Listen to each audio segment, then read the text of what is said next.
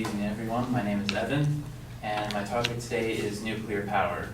For those who don't know, nuclear power is the energy that is released during nuclear fission or fusion, especially when it's used to generate electricity. Some background information on this. The U.S. alone has 65 nuclear reactors, nuclear power plants, with 104 nuclear reactors, 36 of which have 2 or more of these reactors. The power plants are located in 31 different states. However, most of them are located on the east of the Mississippi River. Nuclear power has generated about 1/5 the electricity each year for the U.S. since 1990. Nuclear power provides about as much electricity as it does as California, Texas, and New York uses combined, which are the 3 states with the most heavily populated areas, which also plays into the major claim that I have, that nuclear energy is an effective method of receiving energy and power. I want to clarify, though, that this claim will be about the efficiency and effectiveness of nuclear energy. The 3 sub-points that I'm going to be making is that nuclear energy is reliable, that there is a low cost for nuclear energy, and that there are minimal safety issues regarding nuclear power. That includes accidents, mishaps, chemical spills, etc. Alright, so for the reliability, according to Case Energy Coalition, or Clean and Safe Energy, nuclear reactors run about 90% of the time in the U.S., 86% throughout the world, making it the highest reliable source of energy that is currently being used, as compared to natural gas at around 56% and coal at 55%. Other forms of renewable energy, such as solar panels and wind turbines, only work when the sun shines or the wind blows, which is about 1/3 of the time in the day. So as you can see, it's not as reliable as nuclear would be throughout 24/7. It doesn't hold at continuous intervals like nuclear power can manage. Within the past few years, electric companies have started making improvements in technology that will allow them to generate more electricity from previously existing nuclear energy facilities. These upgrades increase electric generating capacity at the power plants and will help meet even more electricity demands for the U.S., as well as replace electricity generation for our power plants that end up closing. Could be due to financial reasoning or maybe even a lack of skill for the job. My next point, the low cost for nuclear energy. According to a report by the National Academy of Sciences made in 2009, they state that nuclear energy that can produce electricity at equal or below the cost of solar, wind, or coal even with the capabilities of carbon capture. To give you a number estimate of this, nuclear power runs at the cheapest between the 4 at $9.6 billion. Solar power takes a jump for almost double at $15 billion. Likewise for wind power, it's $16 billion. And then of course, for coal power, it's $34.5 billion, which is almost 4 times the amount.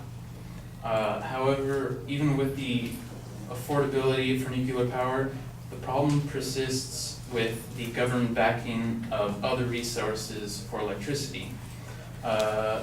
U.S. Senator Lamar Alexander for Tennessee states that renewable sources seem only cheap because they are subsidized with billions in government money and because they have not been built to scale just yet. At this rate, taxpayers will have to shell out $170 billion more to subsidize the 186,000 wind turbines necessary to equal the output of 100 reactors. So as you see, there's just a big difference between 100 and over 186,000 wind turbines. Moving on to my third point, regarding the safety issues with nuclear power. And we all typically see nuclear power as, well, an example would be from The Simpsons, where it's unsafe, there's spills everywhere, leakage, whatnot.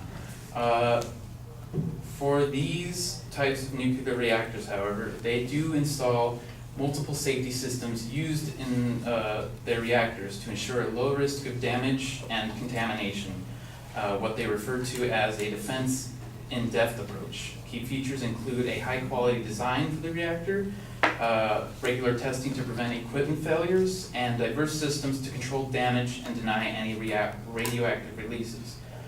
Now I know some of you are thinking, well, what about the major incidents that have been brought up by nuclear reactors and the power plants themselves? These problems were only caused by human error and natural disasters. For example, the Three Long Island over in Pennsylvania, human error. The tsunami that happened in Japan, natural disaster, and then of course the noticeable Chernobyl disaster, which was also human error. Nuclear power plants are very robust, according to the World Nuclear Organization. The risks from nuclear power plants themselves, in terms of consequences in an accident and terrorist attack, are minimal compared with other commonly accepted risks, no matter as little as a somewhat small spillage from radioactive power or something as big as a hostile takeover. Now, in conclusion, with all three of these points, I hope you'll see that nuclear power is the way to go, and the other types of energies are inferior.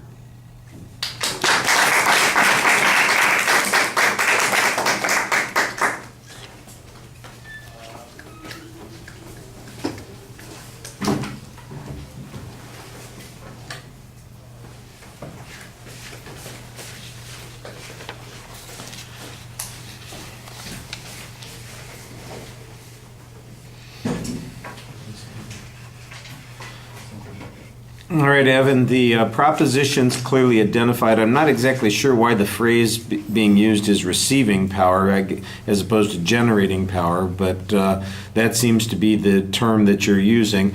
You had a pretty good label on the secondary claims in the preview. I thought that was fine.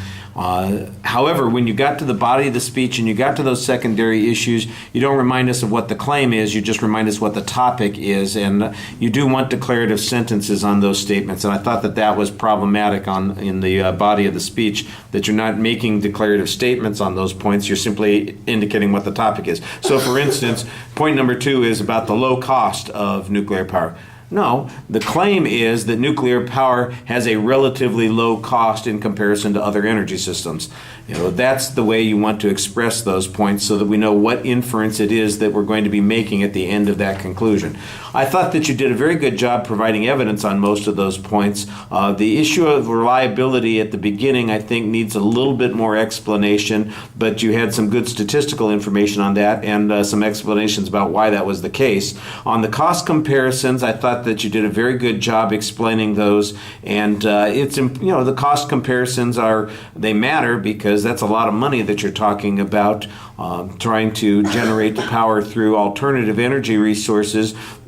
If there is some substantial desirable reason for doing so, then it might be worthwhile, but the only issue that you ever really talk about are reliability and the safety issues. I'm not sure if there are other issues that might be justifications for the expenditures on those other energy sources.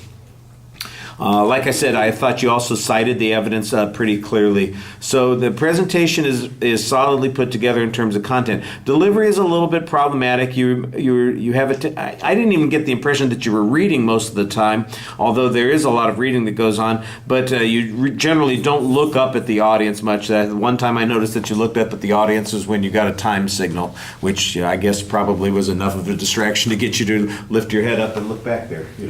So thank you.